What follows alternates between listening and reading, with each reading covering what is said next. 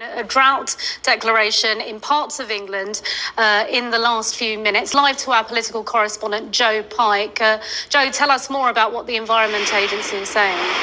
Well, Simon, the National Drought Group met this morning. This is chaired by the Environment Agency, but includes government ministers, water companies, other bodies like the Met Office. They have now announced that a drought is declared in parts of the southwest, the southern, central England area and east of England regions, parts of those four regions. They're encouraging people to use water wisely, but say that the water supplies will remain resilient. Some argue the declaration of a drought is largely a symbolic move because it doesn't suddenly trigger some points of action, doesn't trigger changes. But what stark symbolism this is, and as you can see from the pictures from the Skycopter today, Simon, matching this announcement, making it clear that so much of this supposedly green and pleasant land is currently dry and arid. Ultimately, water companies already have pre-agreed drought plans.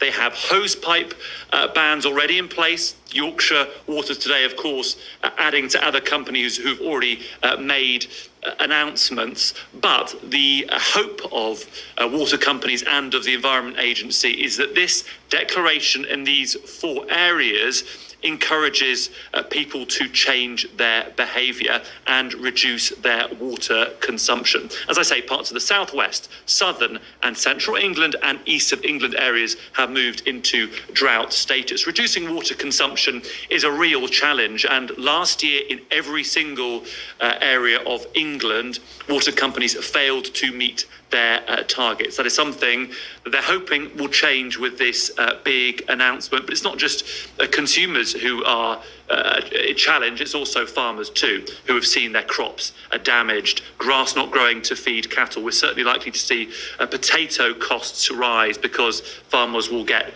a smaller crop. The message now from government is use water wisely, but water supplies will remain resilient. It's possible the Environment Agency will separately apply for drought orders, but ultimately it's up to water companies to put in place their agreed drought plans. They are in charge of hosepipe bans. And just to recap, parts of the southwest, the southern, central England and east of England have moved, Simon, into drought status. The public being told to use their water wisely, but water supplies, for now, remain resilient.